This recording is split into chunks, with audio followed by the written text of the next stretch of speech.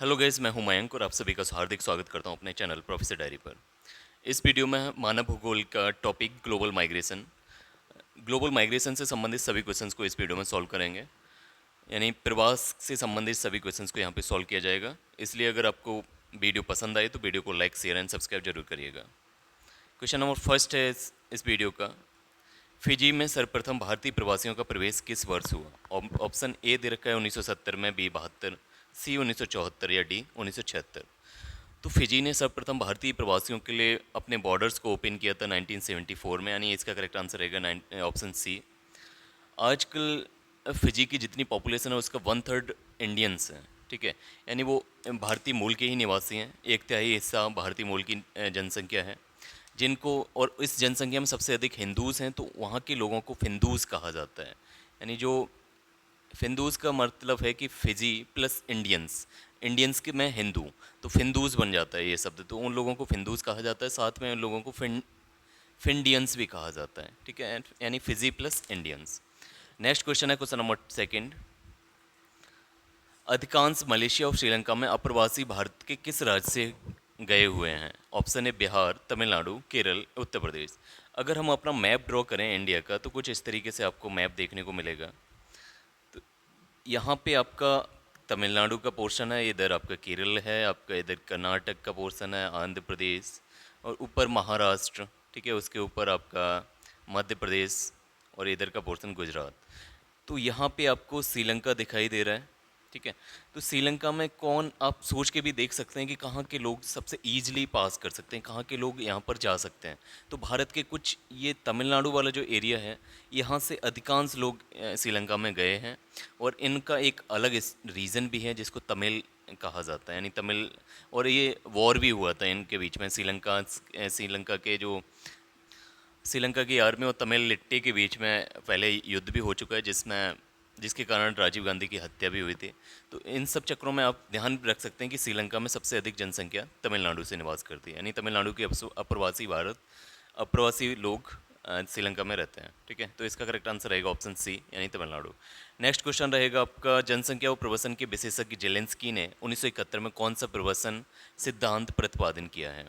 तो यहाँ पे आप ये इन जो सिद्धांत हैं, जो थ्योरीज हैं, जो मॉडल्स दिए हैं बहुत सारे विद्वानों ने माइग्रेशन से संबंधित, तो उनको आप ध्यान रखिएगा। ये कई बार यूजीसी नेट, यूपी हायर, इन सब में पूछा जाता है। तो ये जो प्रवसन सिद्धांत का मॉडल है, ये जेलेंस्की ने दिया था, बिलवन जेलेंस्की, और 1971 में दिया था। अब ये इनमें चारों में से कौन सा सिद्धांत है? ऑप्शन ए गतिशीलता का संक्रमण मॉडल, बी है जनसांख्यिकी संक्रमण मॉडल, सी है आपका न्यूनतम प्रवास सिद्धांत, या डी है गुरुत्व मॉडल। तो क्वेश्चन नंबर 3 का करेक्ट आंसर रहने वाला है आपका गतिशीलता संक्रमण मॉडल, यानी ऑप्शन है, ठीक है। गतिशीलता संक्रमण मॉडल ये बिलीवर जेलेंस्की ने 1971 में प्रतिपादन किया था, ठीक है। तो इसको आप ध्यान रखेंगे। गतिशीलता संक्रमण मॉडल किसने दिया है? जेलेंस्की ने दिया है। Question number 4। क्वेश्चन नंबर 4 है कि लोगों की उस गतिशीलता मात्र को जिसके द्वारा वे एक निवास से दूसरे निवास में जाकर रहते हैं, उसे क्या कहते हैं? ऑप्शन ए सर्कुलेशन, बी प्रवसन, सी ट्रांसह्यूमन्स, या डी कंप्यूटिंग कम्यूटिंग, ठीक है। It's not computing, it is commuting. तो क्वेश्चन नंबर 4 का करेक्ट आंसर रहने वाला है ऑप्शन बी, यानी प्रवसन। यानी लोगों की वो गतिशीलता जिसके द्वारा वो अपने निवास क्षेत्र को परिवर्तित कर देते हैं, यानी जहाँ पर वो रह रहे थे उसको चेंज कर देते हैं और एक जगह से दूसरी जगह शिफ्ट हो जाते हैं रहने के लिए, तो उसको क्या कहेंगे? प्रवसन कहेंगे, ठीक है। जबकि कम्यूटिंग का अर्थ होता है डेली एक जगह पे जाना और वापस वहीं पे आ जाना है। यानी डेली टू डेली जो प्रवसन होता है, प्रवसन का ही जो डे टू डे यानी दैनिक रूप से जो प्रवसन होता है उसको हम कम्यूटिंग बोलते हैं। ट्रांसह्यूमन्स ये सीजनल माइग्रेशन होता है, ठीक है। सर्कुलेशन ये आप सिंपल भाषा में एक जगह से दूसरी जगह पे जाना हो गया। तो इसका जो करेक्ट आंसर रहेगा ऑप्शन बी रहेगा, प्रवसन। तो क्वेश्चन नंबर 5 है कि जब व्यक्ति विशेष अपने निवास स्थान से कार्य स्थान पर रोज या हर सप्ताह आता जाता रहता है, तब उसे क्या कहते हैं? ऑप्शन है प्रवसन, सर्कुलेशन, सी ट्रांसह्यूमन्स, या कम्यूटिंग। पिछले क्वेश्चन में हमने देखा कि अपना निवास स्थान छोड़ के दूसरे निवास स्थान पर जाके परमानेंट सेटलमेंट बनाता है तो उसे प्रवसन कहा जाता है। लेकिन कोई व्यक्ति अगर एक जगह से दूसरी जगह अगर कार्य करने के लिए, किसी कार्य के लिए आता जाता रहता है और वीकली या डेली आता जाता रहता है, तो उसे क्या कहा जाता है? उसको कहा जाता है कम्यूटर्स, ठीक है। और इस प्रोसेस को कहा जाता है कम्यूटिंग, ठीक है। और जो व्यक्ति ये सब कर रहा है, जो कार्य कर रहा है, इस तरीके से आना जाना हो रहा है उसका, तो उसे बोलेंगे हम कम्यूटर्स, ठीक है। तो इसका करेक्ट आंसर रहेगा option D, commuting. Next question है क्वेश्चन नंबर 6, जब लोग अपने पशुओं के समूह के साथ मौसमानुसार पर्वतों के ऊपर आते जाते प्रवेश करते रहते हैं तो उसे क्या कहते हैं? ऑप्शन ए है ट्रांस ह्यूमंस, बी है सर्कुलेशन, सी प्रवसन और डी कम्यूटिंग। सेम क्वेश्चंस बार बार रिपीट हो रहे हैं, सेम ऑप्शंस। तो इसका जो करेक्ट आंसर रहेगा ऑप्शन ए रहेगा, यानी ट्रांस ह्यूमंस। ट्रांस ह्यूमंस इसे मौसमी प्रवास भी कहा जाता है या ऋतु प्रवास भी कहा जाता है। इसमें क्या होता है कि सीजन बाई सीजन लोग पहाड़ों के ऊपर और नीचे शिफ्ट होते रहते हैं, ठीक है। और अपने पशुओं के साथ ये मेनली जनजातियां करती हैं, जैसे आपके गुज्जर बकरवाल इंडिया की बात करें तो ये लोग इसी तरीके का प्रवास करते हैं, यानी गर्मियों में ये लोग पहाड़ों के ऊपर चले जाते हैं और ठंडों में ये लोग पहाड़ों से नीचे आपकी जो घाटियाँ होती हैं उसमें आ जाते हैं। तो इस तरीके का जो प्रवास होता है उसे हम ऋतु प्रवास या मौसमी प्रवास कहते हैं, और इसको हम इंग्लिश में ट्रांस ह्यूमेंस भी बोलते हैं। जो लोग इस तरीके का प्रवास करते हैं उनको हम ट्रांस ह्यूमेंस कहते हैं, ठीक है। नेक्स्ट क्वेश्चन है क्वेश्चन नंबर 7, प्रवास संबंधित नियमों के विकास के लिए सबसे पहला कदम 1885 में किसने उठाया था? यानी माइग्रेशन से संबंधित रूल्स किसने बनाना स्टार्ट किया था और ये 1885 में इसकी शुरुआत की थी? ऑप्शन ए रॉयली ने, बी जिफ ने, सी रेवेंस्टीन ने या डी जोसेफ ने। तो क्वेश्चन नंबर 7 का करेक्ट आंसर रहने वाला है आपका ऑप्शन नंबर सी, यानी रेवेंस्टीन, ठीक है। रेवेंस्टीन का माइग्रेशन संबंधित मॉडल भी आया था, रेवेंस्टीन मॉडल ऑफ माइग्रेशन। तो ये सबसे पहले 1885 में ये मॉडल लेके आए थे। इसके बाद बहुत सारे नियम बनने लगे, एवरेट एस्टली का मॉडल, जिफ का मॉडल, ठीक है। तो सबसे पहले इसकी माइग्रेशन से संबंधित नियम कायदे बनाने के स्टार्ट किया था रेवेंस्टीन ने। अगला है क्वेश्चन नंबर 8। क्वेश्चन नंबर 8 है कि न्यूनतम प्रवास सिद्धांत की व्याख्या किसने की है? ऑप्शन ए स्टुअर्ट ने, बी जेफ ने, सी स्टोफर ने या डी जोसेफ ने। तो क्वेश्चन नंबर 8 का करेक्ट आंसर रहने वाला है ऑप्शन बी, यानी जिफ, ठीक है। यानी जिफ ने न्यूनतम प्रवास सिद्धांत का मॉडल दिया था, मिनिमम माइग्रेशन मॉडल या मिनिमम माइग्रेशन थ्योरी मॉडल, ठीक है। इसके सिद्धांत सबसे पहले मिनिमम माइग्रेशन मॉडल या मिनिमम माइग्रेशन थ्योरी का सिद्धांत दिया है आपका जिफ ने।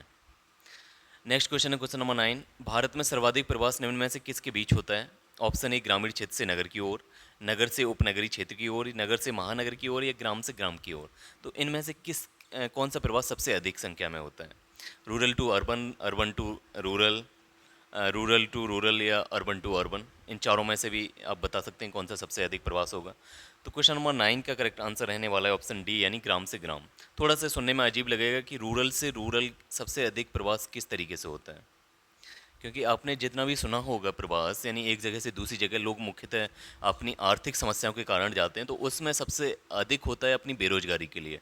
तो मेनली रूरल से आपने सुना होगा मेनली अर्बन की तरफ, यानी गांव से लोग निकल के शहरों की तरफ पलायन करते हैं। लेकिन अगर भारत में सर्वाधिक संख्या में काउंट किया जाए कि किस तरीके का प्रवास होता है तो वो रूरल से रूरल ही होता है, ठीक है, गांव से गांव की तरफ ही होता है। अब ये होता है मुख्यतः शादी से संबंधित, ठीक है। यानी जितने भी मैरिज फंक्शंस होते हैं तो उसमें क्या होता है कि जो महिलाएं होती हैं वो अपने मायके से छोड़ के अपनी ससुराल की तरफ आती हैं, यानी अपने पति के घर पे आती हैं, अपने गांव, पुराने गांव को छोड़ के अपने नए गांव की तरफ जाती हैं मुख्यतः, ठीक है। तो सबसे अधिक माइग्रेशन उन्हीं की वजह से ग्राम की ओर होता है। कुछ जनजातियों को छोड़ के, जैसे खासी जनजाति होती है खासी पहाड़ियों में, मेघालय में, तो वहाँ पे जस्ट उल्टा होता है, वहाँ पे जो पति होता है वो पत्नी के घर पे रहने जाता है, ठीक है। नेक्स्ट क्वेश्चन है क्वेश्चन नंबर 10। क्वेश्चन नंबर 10 है कि ब्रेन ड्रेन नाम की संज्ञा निम्न में से किस प्रकार के प्रवसन को दी गई है? ब्रेन ड्रेन किसको कहा जाता है? ऑप्शन ए आर्थिक एवं जनानकी प्रवसन, बी स्वतंत्र एवं संगठित प्रवसन, सी है आपका ऊंचे गुण वाले व्यक्तियों का प्रवसन या डी है अंतर क्षेत्रीय प्रवसन। तो क्वेश्चन नंबर 10 का करेक्ट आंसर रहने वाला है ऑप्शन सी, यानी ऊंचे गुण वाले व्यक्तियों का प्रवसन करना ब्रेन ड्रेन कहा जाता है। यानी अगर हमारे यहाँ से जो ऊंचे गुण वाले व्यक्ति हैं, हाई स्किल्ड पीपुल्स, ठीक है, जैसे हाई प्रोफेशनल इंजीनियर्स हो गए, सॉफ्टवेयर इंजीनियर्स हो गए, हाई स्किल डॉक्टर्स हो गए, ठीक है, बड़े बड़े रिसर्च साइंटिस्ट हो गए, ये सब अगर पलायन करें किसी विकसित देश की तरफ, और मुख्यतः ये लोग करते भी हैं कि इंडिया से निकलकर, इंडिया में इतना अच्छा इंफ्रास्ट्रक्चर इनको नहीं मिल पाता, इतनी अच्छी फैसिलिटीज़ नहीं मिल पाती, तो उस कारण से ये लोग बड़े बड़े जो विकसित देश हैं, जैसे कनाडा हुआ, यूएसए हुआ, जर्मनी हुआ, तो इन सब देशों के लिए पलायन करते हैं। तो उसको हम बोलते हैं ब्रेन ड्रेन, यानी यहाँ का ब्रेन जिसको हमने इन्वेस्ट किया, इंडिया ने इनपुट लगाया, ब्रेन को मजबूत, उसको स्किल्ड किया, उसको इस काबिल तक पहुँचाया, ठीक है, और वो ब्रेन सेवा कर रहा है दूसरे देशों में जाके, तो ये होता है ब्रेन ड्रेन, ठीक है। तो ये इसका करेक्ट आंसर रहने वाला है ऑप्शन सी, यानी ऊंचे गुण वाले व्यक्तियों का प्रवसन। Next question, question number 11। Question number 11 है कि निम्नलिखित में से प्रवसन का प्रतिकूल घटक है, यानी इसके अगेंस्ट में यानी प्रवसन के खिलाफ कौन सा हो सकता है जो इसके खिलाफ हो, यानी प्रवसन करने के लिए मना करे। ऑप्शन ए आजीविका के श्रेष्ठ अवसरों की उपलब्धता, जनसंख्या की तुलना में आर्थिक संसाधनों का अभाव, सी है सुरक्षा की भावना, डी है उपजाऊ भूमि तथा उत्तम जलवायु। तो क्वेश्चन नंबर 11 का करेक्ट आंसर रहने वाला है ऑप्शन बी, यानी जनसंख्या की तुलना में आर्थिक संसाधनों का अभाव होना। इस वजह से प्रवसन होगा, यानी ये प्रतिकूल घटक है, ये पुश फैक्टर है, ठीक है। और जो भी आपको दिखाई दे रहे हैं वो आपके पुल फैक्टर हैं, यानी आप दूसरी जगह पे क्यों जाओगे, क्योंकि वहाँ पे आजीविका के लिए श्रेष्ठ अवसर उपलब्ध हो रहे हैं, तो वो जगह आपके लिए पुल कर रहा है, आपको खींच रहा है उस तरफ। वैसे ही आपकी सुरक्षा की भावना, ठीक है, ये भी एक पुल फैक्टर है। उपजाऊ भूमि तथा उत्तम जलवायु अगर किसी प्लेस पे मिल रही है तो वो प्लेस आपको पुल करेगा। तो ये सभी कारण हैं, ये किसी जहाँ पे आप जा रहे हो जो प्लेस ऑफ डेस्टिनेशन है उन सब के लिए ये पुल फैक्टर है, ठीक है। जबकि ये जनसंख्या की तुलना में आर्थिक संसाधनों का अभाव होना, ठीक है, यानी जो आपकी पॉपुलेशन है वो उतना आपके पास रिसोर्स नहीं है, तो ये आपका पुश फैक्टर है, ये आपको उस जगह से छोड़ने के लिए मजबूर करेगा, ठीक है। तो इसका करेक्ट आंसर रहने वाला है क्वेश्चन नंबर 11 का बी, ठीक है। नेक्स्ट क्वेश्चन नंबर 12, प्रवसन सिद्धांत का प्रतिपादन किसने किया था? ऑप्शन ए टिलिन स्मिथ ने, बी मॉरिटरस बेगनर ने, ग्रिफिन टेलर ने, या फेडरिक रेडजल ने। तो क्वेश्चन नंबर 12 का करेक्ट आंसर होने वाला है आपका ऑप्शन सी, यानी ग्रिफिन टेलर ने प्रवसन सिद्धांत का प्रतिपादन किया है, ठीक है। नेक्स्ट क्वेश्चन है क्वेश्चन नंबर 13, मानव के निवास स्थान परिवर्तन से किस पर प्रभाव पड़ता है? यानी अगर माइग्रेशन हो रहा है तो उसका प्रभाव किस किस पर पड़ेगा? इम्पैक्ट ऑफ माइग्रेशन में से क्वेश्चन आए हुए हैं। ऑप्शन ए राजनीति पर, संस्कृति पर, आर्थिक व्यवस्था पर, या उपरोक्त सभी पर। तो क्वेश्चन नंबर 13 का करेक्ट आंसर होने वाला है आपका ऑप्शन डी, यानी उपरोक्त सभी पर। यानी किसी भी प्लेस जहाँ से लोग आ रहे हैं और जहाँ पर लोग पहुँचे हैं, प्रवसन के कारण जहाँ से लोग आए हैं और जहाँ पर लोग पहुँचे हैं, वहाँ पर इसका प्रभाव दोनों जगह पे देखने को मिलेगा, ठीक है। चाहे वहाँ की राजनीति हो, आर्थिक स्थिति हो, संस्कृति हो, इन सभी पर प्रवसन का प्रभाव देखने को आपको मिलेगा, ठीक है। नेक्स्ट क्वेश्चन है कि क्वेश्चन नंबर 14, जापान में प्रवास पर कब से कब तक प्रतिबंध था? यानी जापान में जो आयरन सीलिंग बोलते हैं, वो आयरन सीलिंग कब से कब तक लगा दिया गया था? आयरन सीलिंग का मतलब होता है कि किसी भी इमिग्रेंट्स को आने नहीं दिया जा रहा था। तो ऑप्शन ए है 1636 से 1868 तक, 1926 से 1936 तक, 1620 से 1726 तक, या 1719 से 1782 तक। तो क्वेश्चन नंबर 14 का करेक्ट आंसर होने वाला है ऑप्शन ए, यानी 1636 से लेके 1868 तक जापान पर आयरन सीलिंग था, ठीक है, आयरन कर्टेन था, यानी किसी भी प्रवास को रोका जा रहा था जापान की तरफ, ठीक है। नेक्स्ट क्वेश्चन है क्वेश्चन नंबर 15, गिरफिट टेलर ने अपनी पुस्तक geography in the 20th century किस सन में लिखी है, ठीक है। अब ये आपको पुस्तक का नाम ध्यान रखना है। ग्रिफिन टेलर की पुस्तक का नाम है geography in the 20th century. अब ये किस सन में लिखी? 1937 में, 1927 में, 1941 में, या 1951 में? तो ये आपकी जो पुस्तक है ग्रिफिन टेलर की ज्योग्राफी इन 20th सेंचुरी, ये आपकी 1951 में लिखी गई पुस्तक है, ठीक है। तो इसका करेक्ट आंसर ऑप्शन डी रहेगा। नेक्स्ट क्वेश्चन है क्वेश्चन नंबर 16, गिरफिट टेलर ने किस सन में मानव प्रजातियों के संबंध में अपना प्रवास कटिबंध सिद्धांत प्रतिपादित किया था? यानी प्रवास संबंधी सिद्धांत ग्रिफिन टेलर ने कब दिया है? तो ऑप्शन ए दे रखा है 1919, बी 1928, सी 1912, या डी 1921। तो क्वेश्चन नंबर 16 का करेक्ट आंसर रहने वाला है ऑप्शन ए, यानी 1919, ठीक है। नेक्स्ट क्वेश्चन है क्वेश्चन नंबर 17, ऐसे on the principle of population नामक पुस्तक किसने लिखी है? ऐसे on the principle of population, ये पुस्तक किसने लिखी है? ऑप्शन ए थॉमस ने, बी नॉटेस्टीन ने, या सी मॉल्थस ने, या डी है आपके एडविन कैनन ने। तो क्वेश्चन नंबर 17 का करेक्ट आंसर रहने वाला है ऑप्शन सी, यानी मॉल्थस, ठीक है। नेक्स्ट क्वेश्चन है क्वेश्चन नंबर 18, दिल्ली, कोलकाता आदि शहरों को लोग सुबह जाते हैं और शाम को वापस आ जाते हैं, इसे क्या कहते हैं? ऑप्शन ए मौसमी स्थानांतरण, बी ऐतिहासिक स्थानांतरण, सी दैनिक स्थानांतरण, डी है राजनीतिक स्थानांतरण। तो इसमें तो जैसा कि शब्द से ही आप पहचान जाएंगे कि सुबह डेली लोग आते जाते रह रहे हैं, तो इसको हम क्या बोलेंगे? दैनिक स्थानांतरण। यानी क्वेश्चन नंबर 18 का करेक्ट आंसर रहेगा ऑप्शन सी, ठीक है। इन्हें डेली कम्यूटर्स भी बोलते हैं। क्वेश्चन नंबर 19, जीवन निर्वाह में कठिनाई आने पर अन्य प्रदेशों को चले जाते हैं। जीवन निर्वाह में कठिनाई आने पर अन्य प्रदेशों को चले जाते हैं, इसे कौन सा स्थानांतरण कहा जाता है? ऑप्शन ए भौतिक, बी आर्थिक, सी सामाजिक, या डी राजनीतिक। तो क्वेश्चन नंबर 19 का करेक्ट आंसर होने वाला है ऑप्शन बी यानी आर्थिक, ठीक है। ये इसका आर्थिक कारण की वजह से लोग जा रहे हैं क्योंकि जीवन निर्वाह में कठिनाई आ रही है, यानी आपके जीवन निर्वाह करने के लिए अगर आर्थिक रूप से आपके पास कठिनाई आ रही है तो लोग आर्थिक कारण की वजह से प्रवास करेंगे, ठीक है। क्वेश्चन नंबर 20 है कि निम्न में से कौन सा राजनीतिक स्थानांतरण नहीं है। ऑप्शन ए आक्रमण द्वारा, आक्रमण, बी उपनिवेश, सी पर्यटकों द्वारा या डी विजय द्वारा। तो क्वेश्चन नंबर 20 का करेक्ट आंसर होने वाला है ऑप्शन सी पर्यटकों द्वारा, ठीक है। यानी पर्यटकों द्वारा स्थानांतरण होना ये आपका राजनीतिक स्थानांतरण में नहीं आएगा, जबकि किसी वॉर की वजह से, किसी युद्ध की वजह से, आक्रमण की वजह से, आंतरिक कलह की वजह से, किसी किसी दूसरे देश को जीतने की वजह से, विजय की वजह से, या किसी देश को गुलाम बना लिया जाए, उपनिवेश अपना उपनिवेशवादी सिद्धांत को अपना लिया जाए, तो ये सब कारण हैं आपके राजनीतिक स्थानांतरण के। जबकि लेकिन पर्यटकों द्वारा जो स्थानांतरण होता है वो आपका राजनीतिक स्थानांतरण में नहीं आता है। चलते हैं नेक्स्ट क्वेश्चन, क्वेश्चन नंबर 21 की तरफ। क्वेश्चन नंबर 21 है कि 1947 में बंटवारे के बाद लाखों मुसलमान पाकिस्तान चले गए। यह स्थानांतरण का कौन सा कारण था। यानी जब 1947 में भारत पाकिस्तान का बंटवारा हुआ तो उस समय क्या हुआ कि बहुत सारे हिंदू पाकिस्तान से इंडिया की तरफ आए, हिंदू और सिख, और बहुत सारे मुस्लिम्स इंडिया से पाकिस्तान की तरफ गए। तो ये किस तरीके का माइग्रेशन हुआ था, इसको किस टाइप का माइग्रेशन बोलेंगे। ऑप्शन ए राजनीतिक माइग्रेशन, बी सामाजिक सांस्कृतिक, सी भौतिक, या डी आर्थिक। तो इसका करेक्ट आंसर रहने वाला है ऑप्शन बी यानी सामाजिक सांस्कृतिक, सॉरी क्वेश्चन नंबर 21 का करेक्ट आंसर रहेगा ऑप्शन बी, ठीक है, सामाजिक सांस्कृतिक माइग्रेशन, ठीक है। यानी ये किस बेस पे माइग्रेशन हुआ है, रिलीजन के बेस पे माइग्रेशन हुआ है, धर्म के बेस पे माइग्रेशन हुआ है, ठीक है। तो ये जो जो भी धर्म के बेस पे माइग्रेशन होगा, जाति के बेस पे माइग्रेशन होगा, किसी भाषा, धर्म, संप्रदाय, इन सब के बेस पे किसी जो प्रवास होगा उसको हम सामाजिक सांस्कृतिक प्रवास कहेंगे, ठीक है। और इस माइग्रेशन को हम कहीं ना कहीं राजनीतिक माइग्रेशन भी बोल सकते हैं, ठीक है।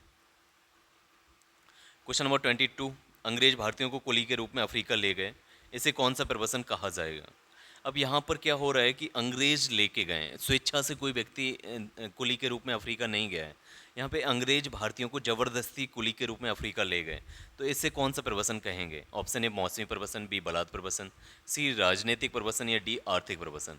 तो इसमें से इन चारों में से करेक्ट आंसर रहेगा ऑप्शन बी यानी बलात् प्रवसन, यानी फोर्स्ड माइग्रेशन, ठीक है। इसको हम फोर्स्ड माइग्रेशन बोलेंगे, यानी ज़बरदस्ती किसी को अपनी इच्छा के विरुद्ध दूसरी जगह पे ले जाया जाए और वहाँ जाके उसे सेटल करा दिया जाए, तो उसको हम बोलेंगे फोर्स्ड माइग्रेशन, ठीक है। नेक्स्ट क्वेश्चन है क्वेश्चन नंबर 23, अंतर क्षेत्रीय प्रवास, इंटर रीजनल माइग्रेशन निम्न में से किसके बीच पाया जाता है। ग्रामीण क्षेत्र से नगर की ओर, नगर से महानगर की ओर, नगर से उपनगरीय क्षेत्र की ओर, या इनमें से सभी की ओर। तो क्वेश्चन नंबर 23 का करेक्ट आंसर रहने वाला है ऑप्शन डी यानी इनमें से सभी की ओर। चाहे रूरल से अर्बन की तरफ माइग्रेशन हो रहा हो, या अर्बन से बड़े अर्बन सिटी यानी बहुत बड़ी सिटी की तरफ, महानगर की ओर माइग्रेशन हो रहा हो, या नगर से उपनगरीय क्षेत्र की तरफ, कस्बे वगैरह सब अर्बन रीजन की तरफ माइग्रेशन हो रहा हो, ये सभी माइग्रेशन आपके इंटर रीजनल माइग्रेशन है, यानी किसी एक विशेष क्षेत्र के अंदर ही सारे माइग्रेशन हो रहे हैं, ठीक है। तो इसका जो करेक्ट आंसर रहेगा ऑप्शन डी रहेगा, इनमें से सभी की ओर। नेक्स्ट क्वेश्चन है क्वेश्चन नंबर 24। क्वेश्चन नंबर 24 है कि भूगोल की दो प्रमुख शाखाएं कौन सी हैं। ऑप्शन ए भौतिक भूगोल, बी मानव भूगोल, सी है ए और बी दोनों, या डी इनमें से कोई नहीं। तो क्वेश्चन नंबर 24 का करेक्ट आंसर रहेगा ऑप्शन सी यानी बोथ, ठीक है। Physical geography, human geography, both are the branches of geography. Question number 25 है कि निम्न में से स्थानीय प्रवसन का प्रकार है। ऑप्शन ए गांव से शहर की ओर, अंतर क्षेत्रीय प्रवसन, शहर से गांव की ओर, या इनमें से सभी। तो क्वेश्चन नंबर 25 का करेक्ट आंसर रहने वाला है आपका, यहाँ पे स्थानीय प्रवसन का प्रकार पूछा है, तो इसका करेक्ट आंसर रहेगा ऑप्शन ए यानी गांव से शहर की ओर, ठीक है।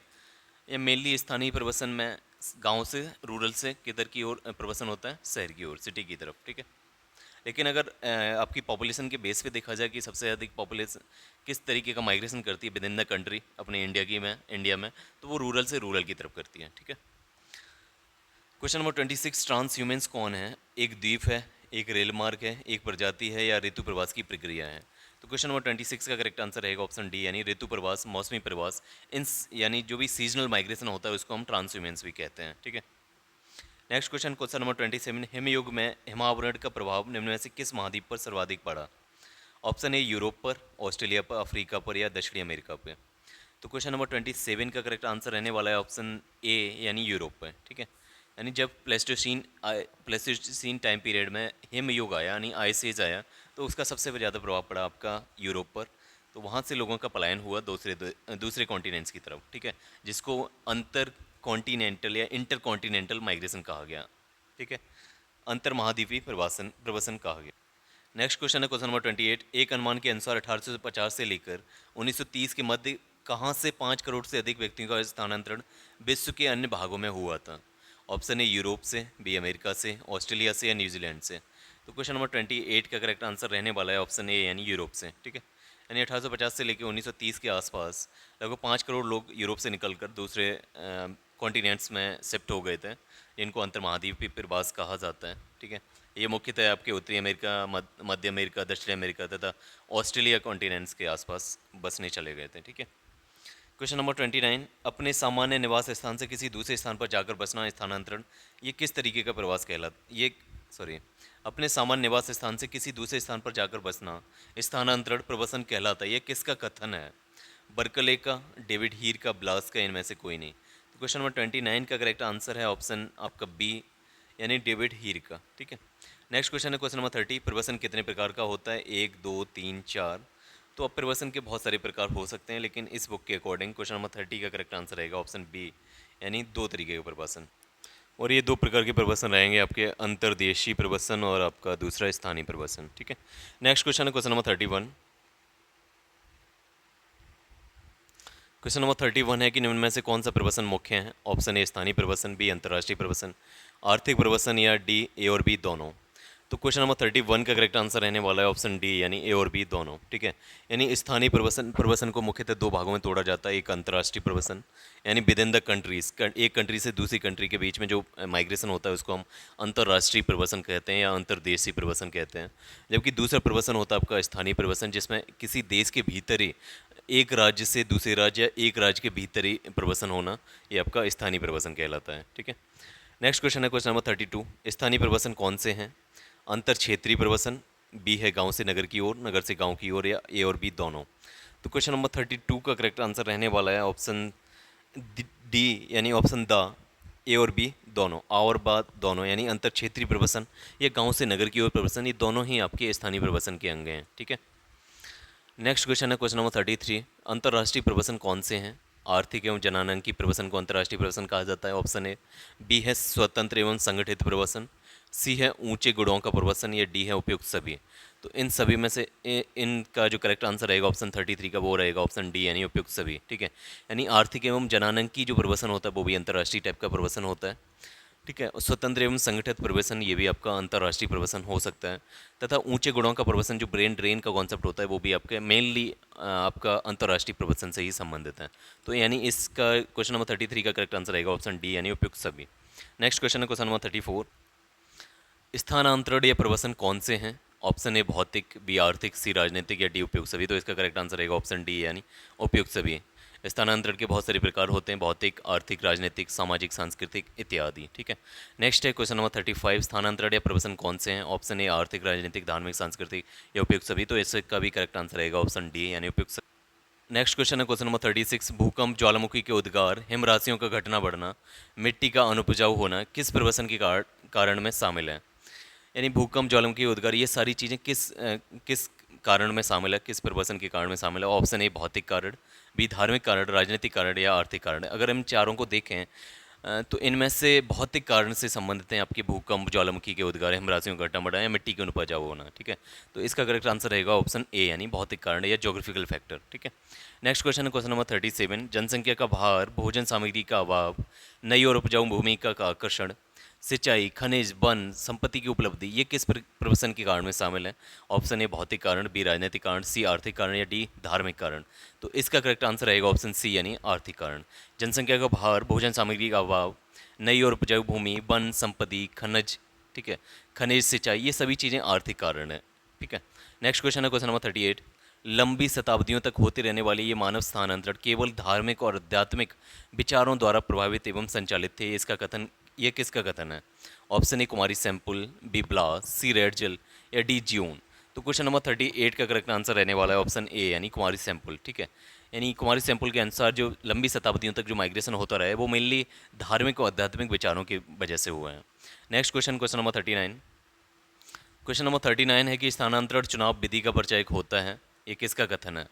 यानी स्थानांतरण चुनाव विधि का परिचायक होता है, ये किसका कथन है? Option A Blache, Edward Ross, Brunhes या थ्यूसिडाइड्स। तो क्वेश्चन नंबर 39 का भी करेक्ट आंसर रहने वाला ऑप्शन बी है, यानी एडवर्ड रॉस। ठीक है, एडवर्ड रॉस के अकॉर्डिंग स्थानांतरण चुनाव विधि का परिचायक होता है। ठीक है, कुछ सेलेक्टेड लोग ही स्थानांतरण करते हैं, सभी लोग स्थानांतरण नहीं करते। ये एडवर्ड रॉस का कथन है। नेक्स्ट क्वेश्चन है क्वेश्चन नंबर 40। ज्यूफ्रिडा के वर्गीकरण के अनुसार भारत की प्रजातियां कितने प्रकार की हैं? ऑप्शन ए 3, बी 4, 5 या 7। क्वेश्चन नंबर 40 का करेक्ट आंसर रहने वाला है ऑप्शन ए, यानी 3 तरह की प्रजातियां भारत में पाई जाती हैं ज्यूफ्रिडा के वर्गीकरण के अकॉर्डिंग। नेक्स्ट क्वेश्चन है क्वेश्चन नंबर 41। प्रवसन के मार्ग की कौन सी बाधाएं हैं? ऑप्शन ए भौतिक बाधाएं, बी कृत्रिम बाधाएं, सी सामाजिक बाधाएं या ए और बी दोनों बाधाएं। तो क्वेश्चन नंबर 41 का करेक्ट आंसर रहने वाला है आपका ऑप्शन डी, यानी ए और बी दोनों बाधाएं, यानी भौतिक बाधाएं, कृत्रिम बाधाएं। ये दोनों प्रकार की बाधाएं आपको माइग्रेट करने से रोकती हैं। यानी अगर जो आपको अगर आप प्रवसन करने का सोचते हैं तो उसके बीच में बहुत सारी बाधाएं आती हैं, जैसे भौतिक बाधाएं। जैसे अगर आप चीन या तिब्बत जाना चाह रहे हैं तो बीच में अगर पहाड़, हिमालय पहाड़ है, तो ये आपकी भौतिक बाधा है, यानी प्रकृति ने आपको दी है। इसी प्रकार से अगर हम कोई दो शहरों के बीच में जा रहे हो, बीच में कोई नदी है, तो नदी आपको रोकेगी, यानी नदी एक तरीके से बैरियर का काम करेगी। ठीक है, तो ये सारी चीज़ें क्या हैं? भौतिक बाधा हैं, जो ज्योग्राफिकल फैक्टर्स हैं। कुछ बाधाएं ऐसी भी होती हैं जो मानव निर्मित होती हैं, जो कृत्रिम बाधाएं हैं। ठीक है, जैसे चीन की दीवार, चीन ने दीवार बनाई, बर्लिन की दीवार, जर्मनी में बर्लिन की दीवार। ठीक है, तो ये बहुत सारी बाधा हैं। जैसे आपकी कोई बाउंड्री है, रेड क्लिफ लाइन है, तो ये भी आपकी कृत्रिम बाधा है। ठीक है, जो भारत पाकिस्तान के बीच में आपको रोकती है माइग्रेट करने से। तो भौतिक बाधाएं और कृत्रिम बाधाएं, दो प्रकार की बाधाएं होती हैं प्रवसन के मार्ग में, ये दोनों प्रकार की बाधाएं सामने आती हैं। नेक्स्ट क्वेश्चन है क्वेश्चन नंबर 42। क्वेश्चन नंबर 42 है कि दूरी, महासागर तथा ऊंचे पर्वतों, मरुस्थलों और सघन वनों को किस बाधा में सम्मिलित किया जाता है? ऑप्शन ए भौतिक बाधाएं, कृत्रिम बाधाएं, धार्मिक बाधाएं या इनमें से कोई नहीं। तो दूरी, महासागर, ऊंचे पर्वतों, मरुस्थलों, सघन वनों, यहाँ से आप जान पा रहे होंगे कि ये सभी नेचर से संबंधित हैं, प्रकृति से संबंधित है और प्रकृति द्वारा दी गई बाधाएं हैं। तो ये सभी आपकी ऑप्शन ए यानी भौतिक बाधाएं, ऑप्शन ए यानी भौतिक बाधाएं हैं। ठीक है, नेक्स्ट क्वेश्चन क्वेश्चन नंबर 43। देश या राष्ट्र द्वारा मानव निर्मित रुकावटें किस बाधा में सम्मिलित की जाती हैं? यहाँ पर शब्द यूज किया गया है मानव निर्मित रुकावटें। ऑप्शन ए है भौतिक बाधाएं, बी राजनीतिक बाधाएं, सी कृत्रिम बाधाएं, इनमें से कोई नहीं। तो क्वेश्चन नंबर 43 का करेक्ट आंसर रहने वाला है ऑप्शन सी, यानी कृत्रिम बाधाएं। ठीक है, यानी मानव निर्मित जितनी भी रुकावटें पेश आएंगी आपके सामने, तो वो आपकी कृत्रिम बाधाएं होंगी। ठीक है, क्वेश्चन नंबर 44। चीन की दीवार किस प्रकार की बाधा में आती है? ऑप्शन ए कृत्रिम बाधाएं, राजनीतिक बाधाएं, भौतिक बाधाएं, इनमें से कोई नहीं। तो क्वेश्चन नंबर 44 का करेक्ट आंसर रहने वाला है ऑप्शन ए, यानी कृत्रिम बाधाएं। ठीक है, आर्टिफिशियल बेरी। क्वेश्चन नंबर 45 है ऑस्ट्रेलिया, न्यूजीलैंड, कनाडा की श्वेत नीति तथा दक्षिण अफ्रीका की रंगभेद नीति किस प्रकार की बाधा है? ऑप्शन ए भौतिक बाधाएं, बी कृत्रिम बाधाएं, सी राजनीतिक बाधाएं, डी इनमें से कोई नहीं। तो क्वेश्चन नंबर 45 का करेक्ट आंसर रहने वाला है ऑप्शन सी, यानी राजनीतिक बाधाएं। ठीक है, चाहे जो जितने भी रूल्स रेगुलेशंस होते हैं जो आपको माइग्रेट करने से रोकते हैं, तो वो सारी बाधाएं आपकी राजनीतिक बाधाएं हैं। ठीक है, पॉलिटिकल बैरियर्स हैं, जैसे श्वेत नीति हुई, ऑस्ट्रेलिया, न्यूजीलैंड, कनाडा की श्वेत नीति। ठीक है, वाइट पॉलिसी। इसी प्रकार से दक्षिण अफ्रीका की रंगभेद नीति, ये सभी आपकी राजनीतिक बाधाएं के स्वरूप हैं। Next question question number 46। तो ये आपके कुछ क्वेश्चंस हैं, जैसे आपका ये क्वेश्चन नंबर 46। एक स्थान से दूसरे स्थान पर लोगों का जाना क्या कहलाता है? ऑप्शन ए साक्षरता, प्रवास, लिंगानुपात या डी इनमें से कोई नहीं। तो इसका करेक्ट आंसर ऑप्शन बी रहेगा, प्रवास। Next question 47। भारत में प्रवास का रूप है ग्राम से ग्राम की ओर, शहर से शहर की ओर, ग्राम से शहर की ओर या शहर से ग्राम की ओर। तो मेनली हमारे यहाँ गाँव से शहर की तरफ ये ट्रेंड है। ठीक है, यानी रूरल सोसाइटी से अर्बन सोसाइटी की तरफ माइग्रेशन करने का ये ट्रेंड है भारत में। और जितने भी विकासशील देश हैं जो अभी विकसित नहीं हुए हैं, उसमें mainly rural to urban migration होता है। ठीक है, ये ट्रेंड रहता है। लेकिन भारत में एक विशेष प्रकार का माइग्रेशन होता है, मैरिज माइग्रेशन। ठीक है, जिसमें रूरल से रूरल माइग्रेशन सबसे अधिक होता है, जिसकी वजह से टोटल ओवरऑल जो माइग्रेशन है इंडिया में, वो रूरल टू रूरल सबसे अधिक है। ठीक है, नेक्स्ट क्वेश्चन क्वेश्चन नंबर 48। अंतर्राष्ट्रीय प्रवास के प्रकार हैं। अंतर्राष्ट्रीय प्रवास कितने तरीके का होता है? ऑप्शन ए आर्थिक प्रवास, स्वतंत्र प्रवास, श्रेणी प्रवास या ये सभी। तो ऑप्शन डी, यानी इसका करेक्ट आंसर ऑप्शन डी रहेगा।